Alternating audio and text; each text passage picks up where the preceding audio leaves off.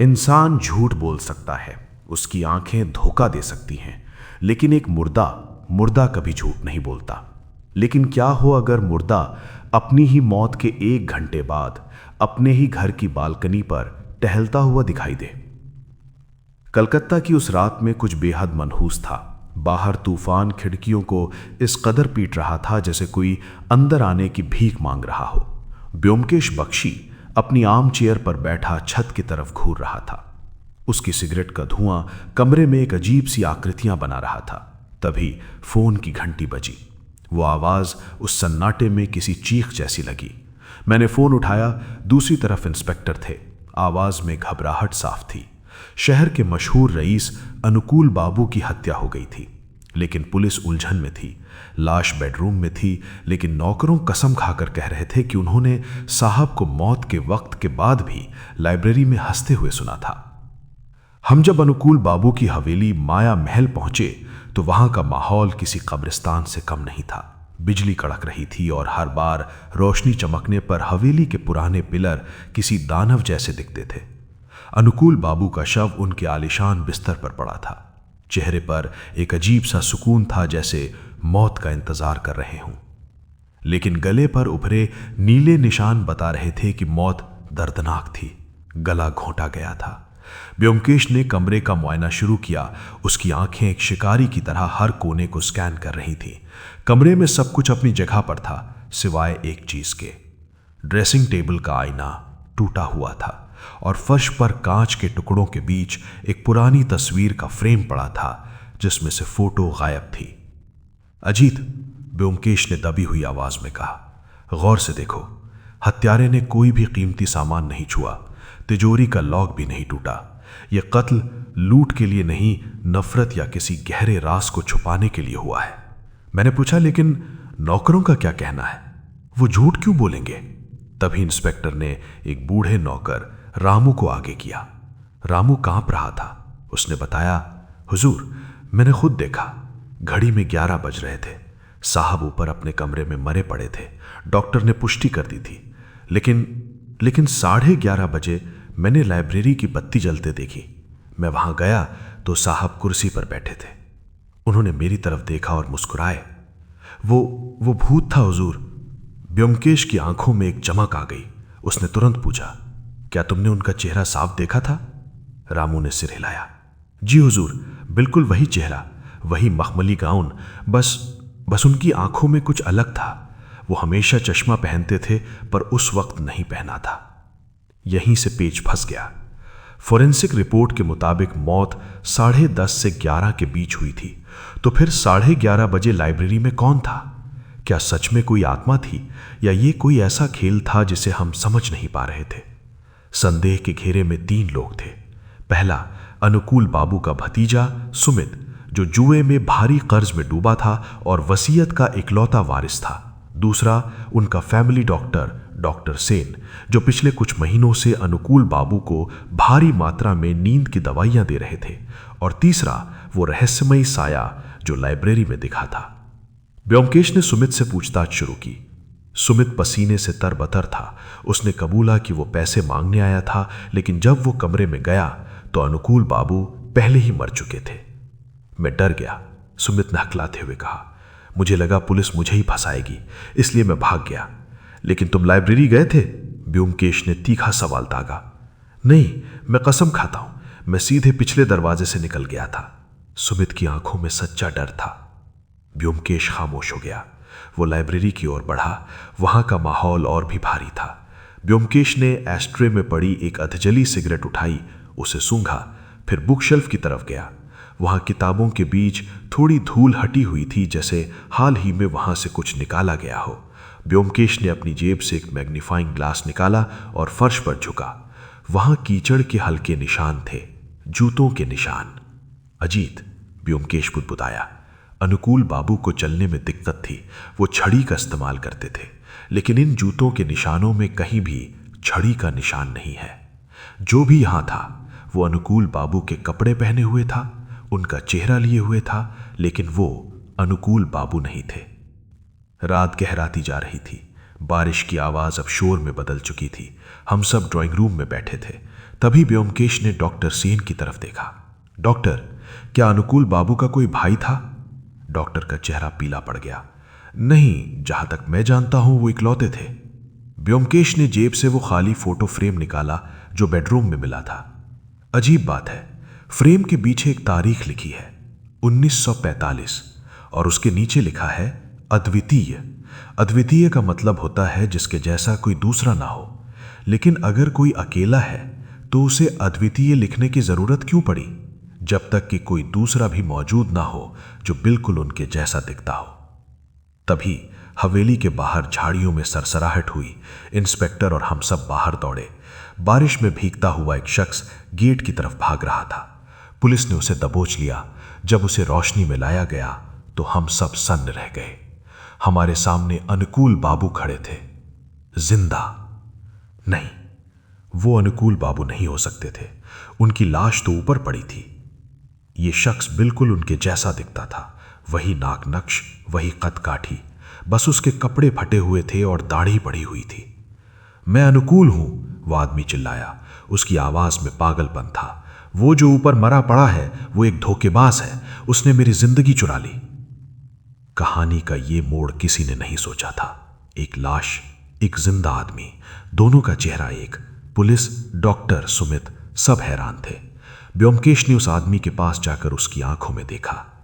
अगर तुम अनुकूल हो तो ऊपर कौन है? उस आदमी ने एक खौफनाक हंसी हंसी। वो मेरा जुड़वा भाई है, सुधांशु, जिसे दुनिया मरा हुआ समझती थी। अब हमारे सामने दो सवाल थे। क्या यह आदमी सच बोल रहा है, या यह हत्यारा है जो अब खुद को अनुकूल बताकर बचने की कोशिश कर रहा है, या फिर मरने वाला असली अनुकूल था और यह सुधांशु है जो अब जायदाद हड़पने आया है। पहचान की यह पहेली अब एक खतरनाक मनोवैज्ञानिक खेल बन चुकी थी। ब्योमकेश ने सबको अंदर बुलाया। अब असली खेल शुरू होने वाला था। एक ही कमरे में एक जासूस और एक ऐसा इंसान जो या तो पीड़ित था या अब तक का सबसे शातिर अपराधी। बाहर बिजली कड़की और उस रोशनी में मैंने ब्योमकेश के चेहरे पर एक तनाव देखा जो पहले कभी नहीं देखा था। उसे पता था कि एक छोटी सी गलती और असली कातिल हमेशा के लिए कानून की आंखों में धूल झोंक देगा। जब सच्चाई और झूठ का चेहरा एक जैसा हो तो आप किस पर भरोसा करेंगे? उस पर जो चीख चीख कर अपनी पहचान बता रहा है, या उस खामोशी पर जो सबूतों में छिपी है? हवेली के हॉल में सन्नाटा इतना गहरा था कि सांसों की आवाज भी गूंज रही थी। वो आदमी जो खुद को असली अनुकूल बता रहा था, कुर्सी पर बैठा कांप रहा था। पुलिस उसे घेरे खड़ी थी। ब्योमकेश कमरे के बीच में टहल रहा था। उसके हाथ पीछे बंधे थे। ये एक मनोवैज्ञानिक युद्ध का मैदान था। तो तुम कहते हो कि तुम अनुकूल हो?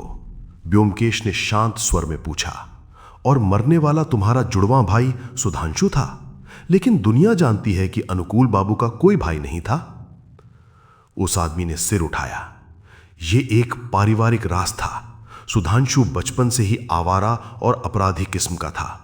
पिताजी ने बदनामी के डर से उसे जायदाद से बेदखल कर दिया और घर से निकाल दिया था। सालों तक हमें लगा वो मर चुका है, लेकिन वो वापस आया कल रात। उसने मुझे बेहोश कर दिया और खुद अनुकूल बनकर घूमने लगा। शायद उसकी मौत किसी दुर्घटना में हो गई, या किसी और ने उसे अनुकूल समझकर मार दिया। कहानी विश्वसनीय लग रही थी। सुमित और डॉक्टर भी मान रहे थे कि यह आदमी सच बोल रहा है। आखिर उसके हाव भाव, उसकी आवाज, सब कुछ अनुकूल बाबू जैसा ही था। लेकिन ब्योमकेश संतुष्ट नहीं था। अजीत, ब्योमकेश ने मुझे कोने में बुलाया। गौर किया तुमने? यह आदमी कह रहा है कि सुधांशु ने उसे कैद किया था, लेकिन उसके नाखूनों में मिट्टी फंसी है और उसके जूतों पर ताजी कीचड़ है। अगर वो कैद था तो कीचड़ कहां से आई? और सबसे बड़ी बात, मरने वाले के गले पर संघर्ष के निशान थे, लेकिन इस आदमी के शरीर पर खरोंच का एक भी निशान नहीं है। अगर कोई तुम्हें बेहोश करके तुम्हारी पहचान चुराएगा तो क्या तुम लड़ोगे नहीं? ब्योमकेश ने अब एक जाल बिछाने का फैसला किया। उसने इंस्पेक्टर से कुछ कहा और फिर उस आदमी की तरफ मुड़ा। ठीक है, हम मान लेते हैं कि तुम अनुकूल हो, लेकिन कानून सबूत मांगता है। अनुकूल बाबू को दुर्लभ सिक्कों का शौक था। उनका लॉकर कॉम्बिनेशन सिर्फ उन्हें पता था। अगर तुम उसे खोल सको तो साबित हो जाएगा। आदमी की आंखों में एक पल के लिए घबराहट दिखी, लेकिन उसने खुद को संभाल लिया। बिल्कुल, मैं खोल सकता हूं। वो तिजोरी की तरफ बढ़ा। उसके हाथ थोड़े कांप रहे थे, लेकिन उसने डायल घुमाया। एक क्लिक की आवाज आई। तिजोरी खुल गई। कमरे में मौजूद हर शख्स ने राहत की सांस ली। सुमित ने कहा, चाचा जी, आप जिंदा हैं। लेकिन ब्योमकेश के चेहरे पर मुस्कान नहीं थी। उसकी भौहें तनी हुई थीं। बहुत खूब, ब्योमकेश ने कहा, लेकिन एक आखिरी चीज। अनुकूल बाबू को एक खास आदत थी। जब भी वो परेशान होते थे, वो अपनी दाईं आंख को बार बार झपकाते थे। ये एक नर्वस टिक था। उस आदमी ने तुरंत ब्योमकेश की तरफ देखा और अपनी दाईं आंख झपकाई। हां, मुझे पता है, देखो मैं कर रहा हूं। ब्योमकेश जोर से हंसा। यह हंसी किसी जीत की नहीं, बल्कि एक शिकारी की थी जिसने शिकार को दबोच लिया हो। झूठ! ब्योमकेश की आवाज बिजली की तरह कड़की।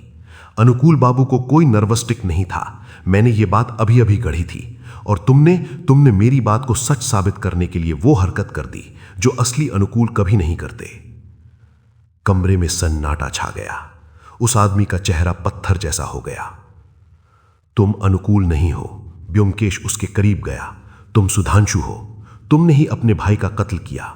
तुम कल रात आए, अनुकूल बाबू का गला घोंटा और फिर उनकी जगह ले ली। लेकिन तुम ये नहीं जानते थे कि अनुकूल बाबू ने अपनी डायरी में तुम्हारे आने का जिक्र कर दिया था, उस फटे हुए पन्ने पर जिसे तुमने जलाने की कोशिश की थी, लेकिन उसका एक टुकड़ा चिमनी में रह गया। ब्योमकेश ने अपनी जेब से एक अधजला कागज निकाला। यह एक ब्लफ था। ब्योमकेश के पास ऐसा कोई कागज नहीं था, लेकिन अपराधी का दिमाग अब डर से भर गया था। नहीं, ये मेरी जायदाद थी। पिताजी ने सब उसे दे दिया। मेरा भी हक था। उसने पास खड़े इंस्पेक्टर की पिस्तौल छीनने की कोशिश की, लेकिन ब्योमकेश पहले से तैयार था। उसने फुर्ती से सुधांशु का हाथ मरोड़ा और उसे घुटनों पर ला दिया। असली राज ये नहीं है कि तुम दोनों भाई हो, ब्योमकेश ने उसकी आंखों में देखते हुए कहा। राज ये है कि तुम इतने साल तक अनुकूल की परछाई बनकर उससे नफरत करते रहे, और आज जब तुम अनुकूल बन गए तो तुम अपनी ही फितरत से हार गए। लालच वो पहचान है जिसे कोई जुड़वा भाई नहीं छुपा सकता। सुधांशु टूट गया था। उसने अपना गुनाह कबूल कर लिया। उसने बताया कि कैसे उसने अनुकूल को मारा और फिर खुद को घायल करके पीड़ित दिखने का नाटक किया। वो लाइब्रेरी में इसलिए गया था ताकि लोग उसे जिंदा देखें और अनुकूल की मौत का समय गड़बड़ा जाए।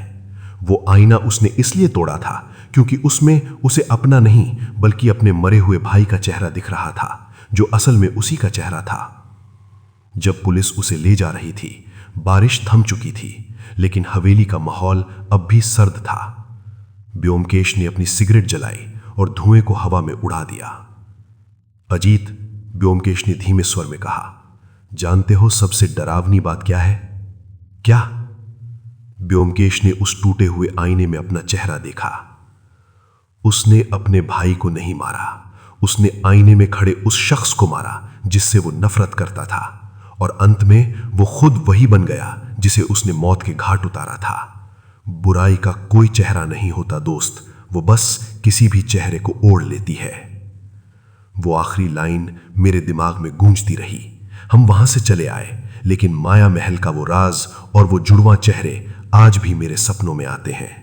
क्या हम सच में किसी को जानते हैं, या हम सब बस मुखौटे पहने अजनबियों के साथ जी रहे हैं? अगर आज की कहानी आपको पसंद आई तो वीडियो को लाइक करें, कुछ कमेंट करें, शेयर भी करें और चैनल को सब्सक्राइब करें। मिलते हैं अगले कहानी में, तब तक अपना ख्याल रखें।